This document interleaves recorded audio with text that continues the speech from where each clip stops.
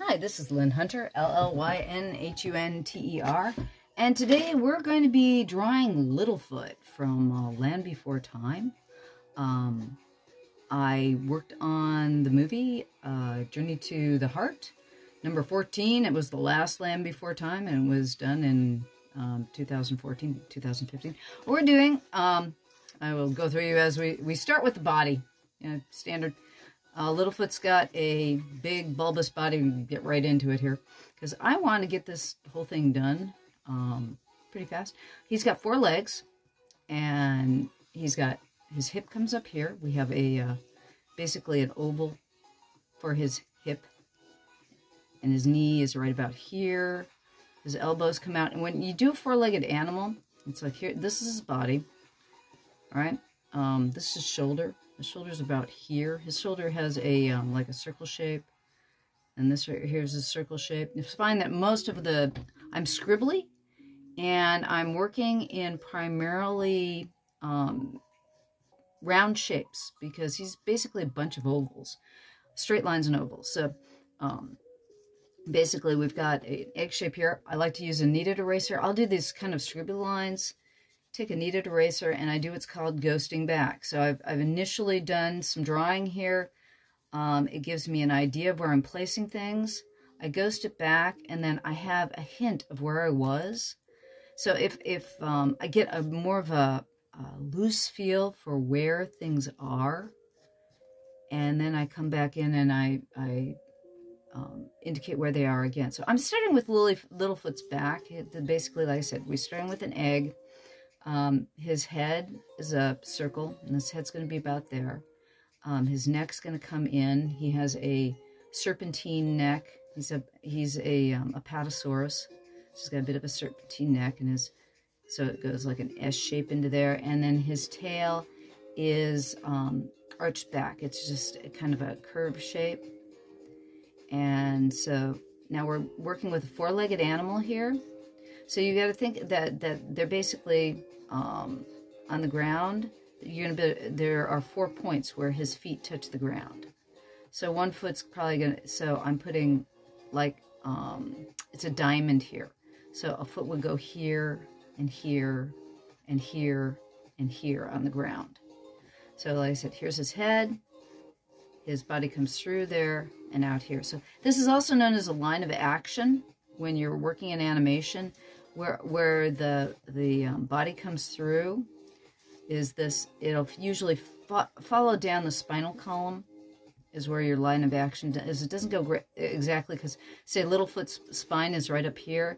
So this is more the flow of where the body is going with the line of action. So again, we've got his head. We've got this bulbous shape for his body. His neck comes in about here. And there's going to, if you were, it's a tube, so it would come in with like a slice. If you sliced it off, it would come in right about there. And then he has shoulders that are, how do you describe the shoulders? He's kind of like bags almost, or like joints where the shoulder comes in. And then he'll have an elbow. So we're going to do 1, 2 lines for an arm. His elbow comes out here, and then he's got these almost pot-like legs. So it's like they kind of expand out, and his foot is another oval. So these are more like 2 lines here into 2 more lines. So this is the equivalent of his upper arm, lower arm, and like I said, they're kind of almost a tree trunk-like shape. And then down at the bottom, this is like an oval or like a bean. And he has 3 toes. So we have 3 little ovals for his toes. So that's 1 foot on Littlefoot. Now the other front leg is like he has, his chest is flat. He doesn't have a real, most animals have a breastbone here, and if we were going to draw him like a real dinosaur, a real animal, there would be a breastbone in there. But this is a cartoon animal, so he has just basically his pectoral area goes into his stomach there. So it's like I said, this round shape. And I'm going to ghost that back right now. I've laid down a lot of graphite. So I want to erase that back. And you'll notice now that I've erased the back, you know, it's like, okay, so the lines that are usually heavier are the ones that I want. So that'll leave me with a nice heavier area so that the things that I don't want disappear and the things that I do want stay. And that's one of the reasons why I like to use a kneaded eraser. Because I'm not concentrating too much on what I'm doing. When you're working in animation, you work for speed. Some people can just lay down their lines and everything is right there. I've never been able to do that real well. Now, again, Littlefoot on this side, he's got his elbow sticking out here. It's like if you could see through him, the elbow sticks out here. And then again, we have like, this is like a C. And then you're mirroring. Oh, sometimes I cannot speak right.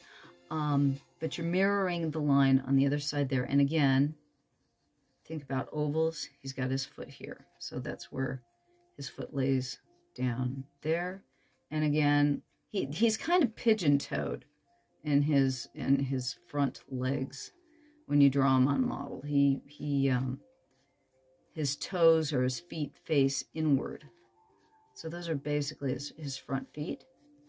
And then his back legs, his stomach sticks out a little bit. And we have the, it'll actually on the side, it comes in underneath. So I'm kind of drawing through when an animation is drawing through. So you can see that right now it's like there's that leg is going to be on the back side of his stomach here. And I'm going to erase that. But you'll still feel like it's there because I drew it a little bit overlapped with the first way I drew it. Now you notice his elbow and his knee are about in the same distance from each other. And that usually goes for most four-legged animals, where their elbows and their knees are about in the same place, or the equivalent to our elbow and their knee. And he has, okay, he has 4 toes. 1, 2, 3, okay, one, it's like I'm going, which model sheet do I use? He's got 4 toes. He's got 4. I thought he had 3. He had 4. It's like when you have big toes like that, you can't see them. My apologies. He has 4 toes on the front, and he has 4 toes on the back. And like I said, I worked on Land Before 14 back in, or Journey to the Heart, back in 2014 to 2015. So it's been a few years since I actually drew Littlefoot. I drew the whole gang. I drew a lot on that film. I was a storyboard artist and a revision artist. And because I was a revision artist, we got to revise. Oh boy, did we do a lot of revising on the boards throughout that film. It's like when I watched the film the first time going, wow, there's very little of that film that I didn't touch or I didn't work on. I mean, there were so many changes and so many revisions. And there was a team of 5 of us who were the storyboard revision artists.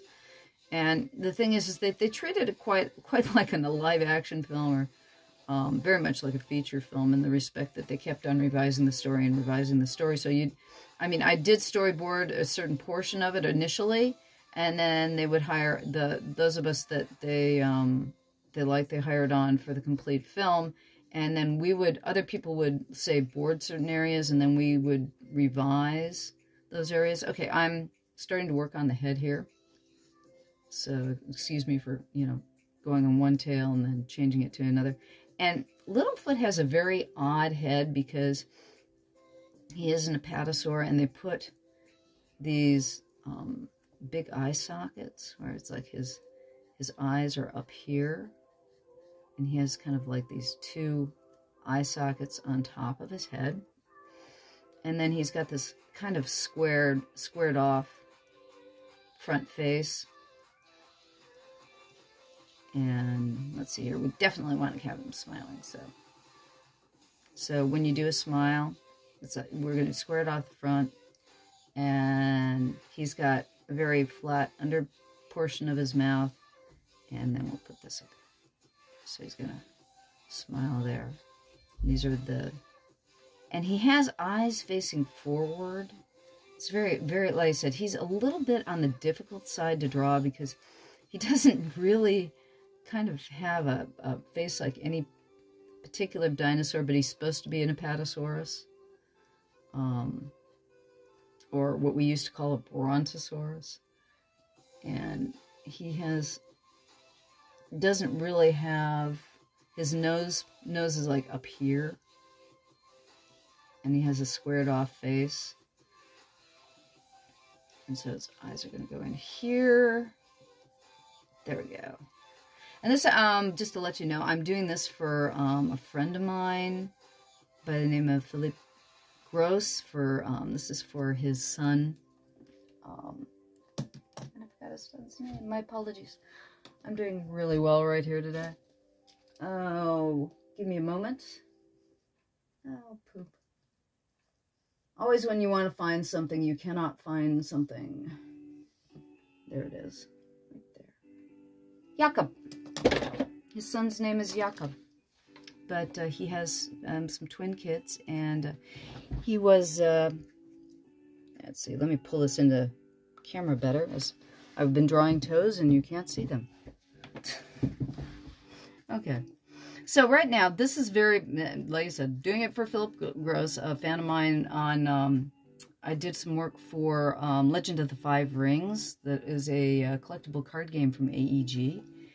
And Philip lives in Germany, and he sent me the cards to have me sign them, which was very sweet of him because it's funny because you don't get to do, when I did illustration work, it's like an animation and illustration. People don't really, you don't get any fans. You do the work and people don't really get to know you or get to see what you do. That's why occasionally I like to do conventions and sell my books at conventions because it's nice to have an audience. It's nice to do work and sell it and have an audience. Which is also why I like having my Patreon and having this channel and knowing that you're out there, and it's fun. But anyways, he said he looked up and saw that I worked on Land Before Time, and oh, you got to draw baby dinosaurs. It's like, yeah. And I thought I'd send, since I'm sending his cards back to him, I thought I'd send him a couple of drawings for his kids, and I thought I'd show you while I'm doing it how I draw characters for animation. Right now, okay, so now you see I've got most of Littlefoot down here. Missing his other leg. Let's throw his other legs back here. Don't want to miss the back leg there. Okay, so the basics of Littlefoot are down. Right now, this is too sloppy for me. I've got things out of proportion. So what I'm doing, again, is I'm going to ghost back the entire, what I call ghosting back the entire drawing. So everything I've just drawn, I am taking back to a very, very, very basic, loose, can't barely see it drawing. So now it's like I've given myself the baseline for where I started before. And now I can go back and I'm going to heavy up the things that I think are correct, or the things that I got right. And it's like, like I said, his eye is really tough to do, and we're going to give him a cheek. And he's got marvelous little eyes. He's got big eyes. You know, good. Whenever you're drawing something cute, give them big pupils. When the cuter the something is give it big pupils. So we're giving Littlefoot big pupils, like he does have. And it's also, I'm trying to draw it on model. On model means that everybody in an animated cartoon will try to draw the character in a similar way with similar proportions, so that from drawing to drawing in the animation, you look like you've got everybody's drawing the character the same way, so it comes out looking from pose to pose that we've got the same character going on. And that's notoriously known as drawing on model. And nobody draws completely on model, and nobody draws everything the exact same way. And that's why you have actually, when you have cleanup artists, it is a very, very important job in animation, because they will take the drawing that you did and they will throw it even more on model. So the closer you are to being on model, the easier it makes their job in the final. So right now, what I'm trying to do is I'm going through and I'm cleaning up my lines just a bit, seeing where I put everything to emphasize what I want, because I'm going to ink this. And I'm going to ink this with Sakura Pigma pens. They're waterproof pens. They're actually the substitute for what we used to use rapidograph pens for. Kohinoor, I'm trying to think the different makers of rapidograph pens, but basically a rapidograph pen is an India ink pen or a drafting ink pen where you can put waterproof ink through a pen nib, but they clog very easily, and they're still liquid India inks. So over the years, Sakura came up with these marvelous, and there's a couple other makers of them, pigmented pens that are they're as good as an India ink or drafting pen, and it's a nice substitute for rapidograph pens because they don't clog on you. They're not terribly expensive. They only run about $3, and when they're done, you throw them away, unfortunately. But kind of that's the same thing you do with a rapidograph pen. After a while, it has a needle in it, and the needle would clog, and you'd have to get a new rapidograph pen. I don't like the way he did his tail. I mean, there's different ways of doing his tail, and it's kind of like he has the C-type tail. He doesn't really have a curly tail. He has more of a, even though he is an apatosaur. There we go. And I think his face is just a little bit long. Shorten that just by a hair. Okay. So basically, there is our little foot. And his chest is a little bit forward. I'm going to clean that up a little bit more too. Okay. Yeah. Alrighty then. And yeah, that's pretty good right there. Now, I'm going to take out, this is, let's see if I can show you. This is Pigma number 505. See, it says archival ink right on it. You can see that? Yeah. Anyways, we're going to start with, I'm going to ink it out. And I'm going to ghost it back one more time. Not going to fully ghost it back, but especially in the face there, I got quite a bit of graphite there. And I'm going to ghost it back again. So we have just a remnant of what I drew. But there's enough there. It's just like if you were to put a piece of tracing paper over a heavy drawing, it kind of works the same way. And let's start with this. Actually, I'm going to use a 1. Yeah, I can use the 5. Okay, and we're going to ink this out. And with this one, I'm just going to straight lines. I'm not going to do any cross-hatching or anything. This is just to give an outline. It's almost a coloring book type of, actually that's what I should do. When I get done with the inking, I'll stop the camera for a moment and I'll throw this on my copier so that, oh yeah, have a coloring book page of Littlefoot to add to my collection of coloring pages that I'm creating. I give away the coloring pages to people on my Patreon. And this one would be a good one to do. Okay. I'm seeing where the line on Littlefoot goes for, yeah. He has some very strange coloring lines.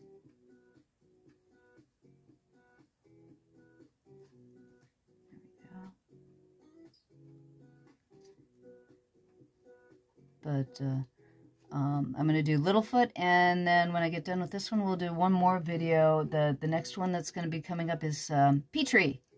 Is Petrie? Is the, or not Petrie, I'm sorry, I'm going to do Ducky. Ducky is based on a duck-billed, or not duck-billed, duck-billed dinosaur. Yeah. She's based on a duck-billed dinosaur. And she is a two-legged dinosaur, and she's quite a bit smaller than Littlefoot. But she's like the wise child of the group. I was thinking about Sarah. Sarah's our other, when you look at the main group in the Land Before Time characters, I like Ducky because she's small, but she's brave, and she's smart. And Sarah is, the Triceratops is more of the brat of the group, you know. It's like, she's like the popular girl. So I'm not as fond of Sarah because she's a bit bossy and you know, wants to always have her way and what have you. And Ducky is just sweet. So I'm going to do Ducky for Hannah, which is Philip's other child. He's got twins. But I should be doing, as we go along, and I've been posting something interesting and new every week, hopefully for you. I want to go through all the characters that I have done over the years. I've been storyboarding animation for 33 years. So I have done a considerable number of characters over the years for a wide variety of cartoons. My first venture into animation, I worked on Peter Pan and the Pirates for, at that time, what was called Project X. And that was a lot of fun. And worked on Prince Valiant from there. My first storyboard was for a odd show in the early 90s known as Barnyard Commandos. I went online. You can still find toys. You can get them on eBay for Barnyard Commandos. It was a very odd show where animals would shoot food out of cannons and things like that, which was, it was interesting to work on. I've worked on a wide variety of animated shows over the years and had a lot of fun with all of them. This particular one, Land Before Time, was a ball. This, what was fun with this was that Reba McEntire did one of the voices for one of the characters. She did the, I'm trying to think the name of it. It was a pterodactyl that she did. And, oh, just charming character. A lot of fun.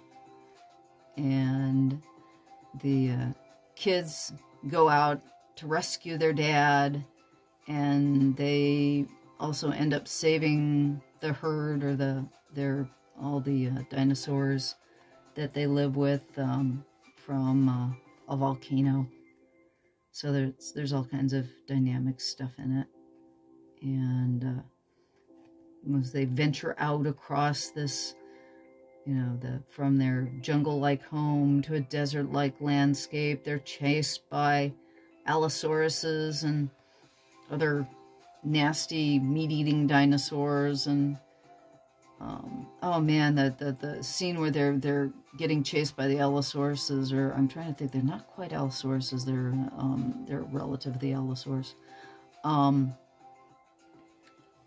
But there was this thing where they were supposed to get chased into a dead dinosaur's rib cage, and the rib cage goes rolling down the hill, and I swear, I don't know how many different times in different ways we had the baby dinosaurs go into the rib cage, and I think they finally cut it, the whole, I think 90% of the sequence that we worked on out of the film on that particular one.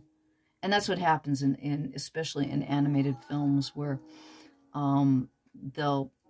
you'll board a lot of stuff that'll never make it into the film.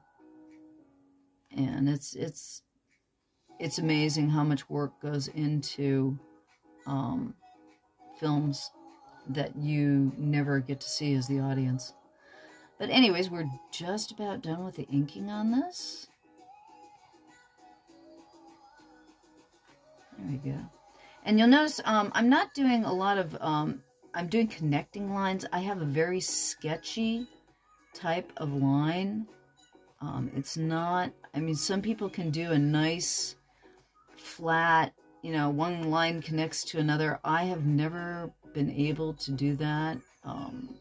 I don't practice inking enough to do that sort of thing. I kind of sketch, you can tell, one line into another, and then I'll make a, I'll vary the line that way. And I find it gives the line a bit more personality and interest, and a little more liveliness too. And then it's also a great excuse for the fact that, gee, I can't do a nice, clean brush stroke type line. And that's, again, the way I draw. And you've got to remember, whatever way you draw is okay. And it's all right to have a scratchy line, or it's all right to have, you know, it's like, I envy the people who have that beautiful, clean, perfect line. And then there are people who just have a really nice personality to their line. And your personality always shows through when you draw. Now, the other nice thing about the ink pen that I'm using right now is that it's like dry immediately. Okay, so there's our little foot. Now, I'm going to show you how to paint this thing. Now, you can take that, actually, I'm going to turn off the camera because I want to copy this. So give me a moment and I will be right back. Hi, I'm back now. Just scanned this, and what I didn't show you, and I should have shown you before I scanned it, was, should have showed you, I erased all the lines, the pencil lines off the drawing. Now what I'm going to do, I'm using my Artograph light box, is made out of glass, and I am taping, this is on watercolor paper. I did the inking itself on 140 pound or 300 gram Arches hot press watercolor paper. So what I'm doing now is, it's 4 by 6 inches, and it will buckle as I put paint on it, because that's what paper does. When you add water to paper, even with watercolor paper that has size on it, the size is what allows the watercolor to soak in or to spread out. And good watercolor paper has size on it. But even with 140 pound paper, if I put too much water into the paper, it'll cause it to buckle. And so in order to paint this, I'm taping it down. This is with Scotch Magic tape for my Pussycat dispenser that I'm putting. So I'm taping it to the glass surface. I'll use canvas board sometimes, the back of a canvas board to do it. What I'm going to be using here is, let's see here, turn it this way, I think. Or I might expand, I think maybe expand there we go. So you can see a little bit better. There's going to be a little bit of glass reflection from this, not intended, but so we can get everything in there while I'm painting it. And paper towel, always handy in my left hand. I'm using a Raphael brush. It's a Kolinsky Sable brush. I will use synthetic brushes occasionally. If I can, I will use a Kolinsky Sable brush, because that's what works best when you're watercolor painting. Now, what I'm doing right now, I had left some paint already on my palette. This is a Cotman, Winsor Newton Cotman Travel palette. And I had left some paint from a previous painting on the palette. And that's okay because it's along the lines of what I wanted to use color-wise. Otherwise, I would have cleaned off, might have cleaned off the palette. A lot of times I'll use the paint that's on the palette from my last painting and not clean it at all. It all depends on what colors I'm going to be using. Now, Littlefoot is a light brown, and since he's an overall single color, I'm going to start with a very light brown on him overall. Just going to paint him, it's a real, just give him one paint coat of light brown overall first. Now, when you're working with watercolor, what you want to do is you want to pull, you're making a puddle of color. And you'll pull that puddle of color along. See how I'm pulling it towards me? And that'll keep, for the most part, from you getting a line, or when you are working with watercolor, you might get an edge. If you let it dry too fast, like right along the edge here, you'll get a line. So you want to keep on pulling that edge as fast as you can to keep from getting an edge along that line. So it's always there. You're always in a battle. The technique I'm using here is called wet on dry. So you're always in a battle of not letting that watercolor dry too fast. It dries very quickly. And especially if you're doing wet into dry. And what I'm doing right now, too, is like you can see I'm going over his legs there because I'm going to use that leg, this as an edge. And pull it down. So wherever you see, you let your watercolor stand for a bit, it's going to leave an edge. And sometimes you can paint that edge away by adding water to it again, but sometimes you're not so lucky. And then you have to come up with creative ways of not letting people know that you intended to have an edge there, or you kind of make it look like, oh yeah, that's what I intended to do. But right now I'm trying to pull the wash so it leaves it so it looks like one flat area of color. Now watercolor does have pigment in it, so it won't look ever completely flat. You can see right now there was an area there that dried a little bit fast. Okay, now, if I can paint this leg right here, but the moment I touch this wet area into this wet area, I might get foxing coming in that direction. So I'm going to wait for a bit here.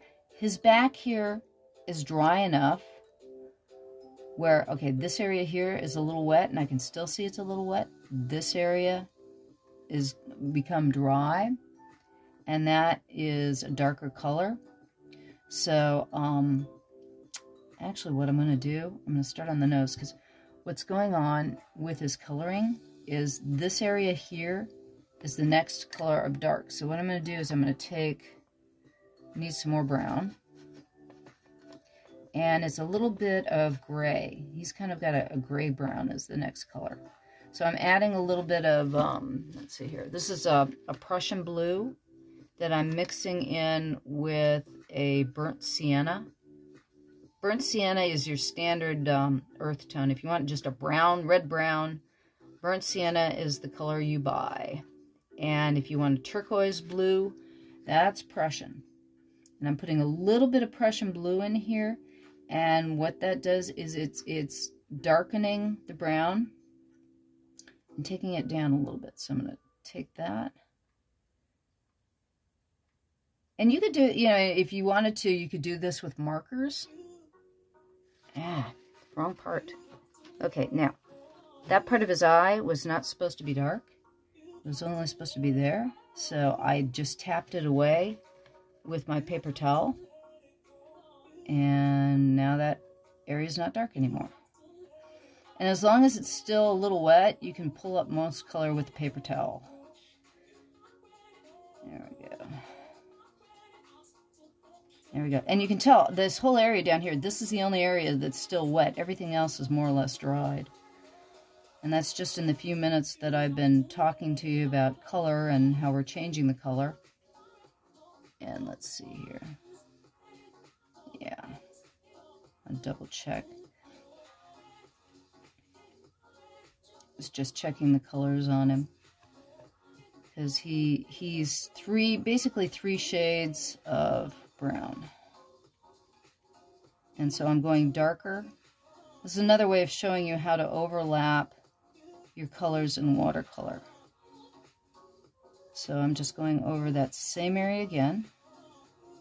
Now the one thing I didn't do that I normally do, that it's like I went too fast on this one, is I did not put in shadows. I was thinking so much about color that I haven't put in the shadows on him. And I usually put my shadows in first, but it's not the end of the earth if I put them in later. Okay.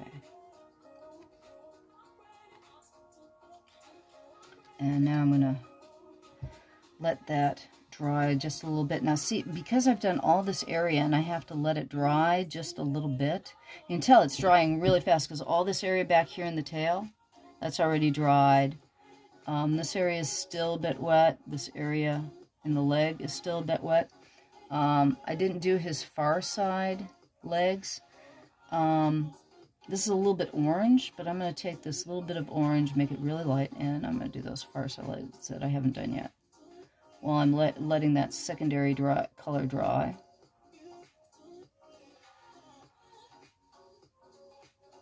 And now I'm going to very carefully put this one down here, because this edge is dry, but I got to be very careful because that leg looks kind of wet. So what might happen is if I'm not careful, this wet will go into there and it'll start foxing that area, which is something I really don't want to have happen. Okay, now the back side of him is a darker brown again. So I'm going to take a little bit of extra burnt sienna and add it to just this Prussian blue over here. And so you can see I'm getting kind of a greeny brown. And I'm going to put that on his back. And you can tell this area is still a little wet, so it's doing a little bit of foxing. And that's okay, because this is meant to be a watercolor. It's not. If you wanted to do this with markers would be probably have a little bit of cleaner color. But this way we've got some texture, which is kind of fun. It's still a little foot. It still has that animation quality, but we get the texture of watercolor this way. Okay. And now that's got to dry a bit now. Okay, so while that's doing that, I am going to put in a little bit of background. So I'm going to take some Prussian blue. Now I need probably a cleaner palette, so I'm going to just take my paper towel, and all of a sudden, ta-da, clean palette. And I'm going to take a little bit of Prussian blue, and this is Cobalt right here. I mix the two together there because one's a little bit grainy and the other is a little bit too green. The Cobalt is more to the purple side, and the Prussian is to the green. And also when you paint with Cobalt has a little bit of extra graininess in it, so it's not as much dye. Now, I gotta be careful around this area here. You can see there's a little foxing right there where this color has come into this color. And take a little paper towel, just gonna dab that right there. There we go. That solved that problem. And that's the thing, is like, you gotta not worry too much about your mistakes. A lot of times what you see as a mistake, somebody else won't even notice. And you can pick out your mistakes like that, where I just, dabbed it and the mistake disappeared and now you won't even notice it. Right now we're just putting some blue behind Littlefoot here to give him some interest. and add to the background. Now here, see, some of that on his back is coming into the blue in the background. And again, it's not a big deal because that will add a little bit of harmonizing into the piece. And I haven't put in the shadows yet too, so I have time to go back in and adjust things with the shadows as well. So I'm putting a little bit of, I always like to put texture in my background. I will have a tendency to do this dotting or stippling in my background. That gives me an opportunity to not have to worry about giving a full flat background, and it also adds interest into my background. And he's going to be a bit vignetted, so that's what we're going to do with that for now. And I'm also going to give him green and yellow grass. So we'll put some green underneath. And I'm wanting the two to bleed back here. I don't mind. This is what's called wet into wet. The grass is green and the sky, having the blue sky there. And I'm letting one bleed a little bit into the other. I got a little bit too much pigment there. So I'm going to pick that up. Take my paper towel and blot that. There we go.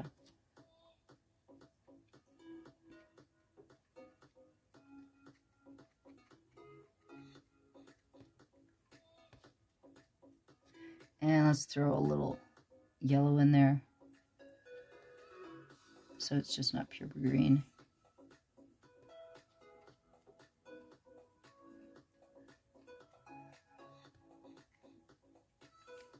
And I'll probably darken that up a little bit. I'm probably going to I'll probably throw some shadows on that too.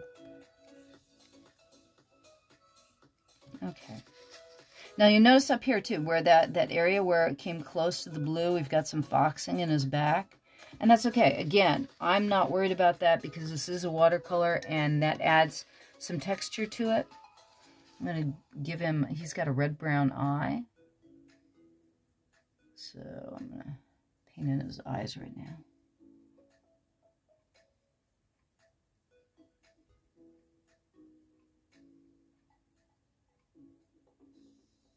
And that's a little bit too liquid.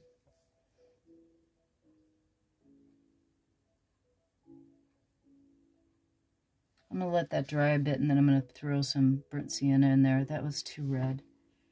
I want it more brown. Maybe I'm going to throw, there's a little bit of blue here in this corner. Mix that with some burnt sienna. So get a darker brown. There we go. I'll let that dry and see how that looks once it's done. And also, he's got, they gave him white toenails. That's why I've been leaving his toenails white. But we're going to throw some shadow on him now. And I think I'm going to go for somewhere between, this is a alizarin, I don't know if you can see that on camera. There's a little bit of alizarin crimson here. And I think some Prussian blue. I want a bit of purple shadow, but I want it more to the red side. Okay. So we want to give him some shadow. And you always have to be careful with your purples because they go, you can see how fast it goes dark. And this will dry lighter. But what I'm doing right now is anywhere where I'm saying that the light's coming in from the top and a little bit to the left. I'm sorry, from the right down to the left. And so I'm going to throw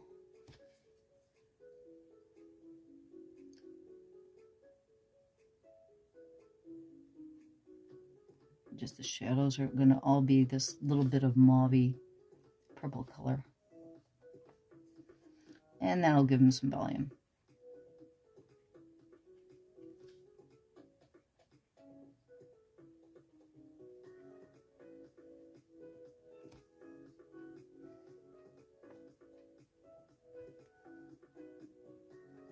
A little bit of too much of that. And again, this is not meant to be it's meant to be on model cartoon-wise, but it's meant to be a watercolor. So it's, again, it's that in-between what I'm trying to express.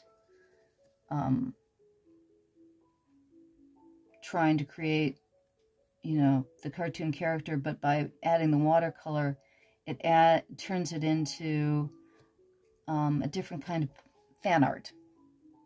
Okay, there we go. We're just about there. I think I want to, you know, throw a little bit of, let's see here, across his back there. Actually, kind of liking this, where his the lines across his back kind of drop down. Give it a little bit more texture there, since it's wet there in the first place. Give it a little more texture. And then that looks a little dark. I promise you it'll dry considerably lighter than that. I'm going to blot it.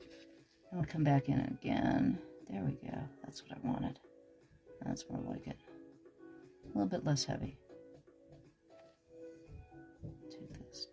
Take a little bit of that dark color down here, and what that does is it's called harmonizing. When you add, you know, pieces of a color that aren't in a particular area, and you throw them into another area, it gives an overall look of harmony to the painting. That's better. Okay, and then I'm going to put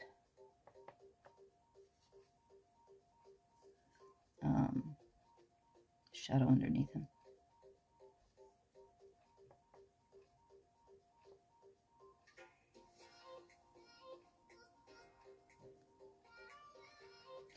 And I'll show you, I'm going to go over him a little bit one more time with pen. Now, this needs to dry a little bit more before I would thoroughly do that. But because you've got areas, oh crap, oops, excuse me for swearing.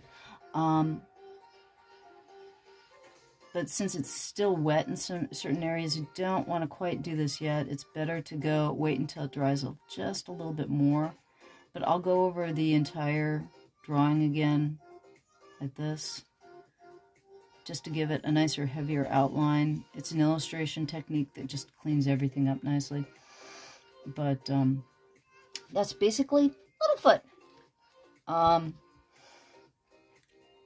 Thank you for stopping by. My name's Lynn Hunter. I do this weekly. We come up with different things and stories and how to do watercolor and draw characters.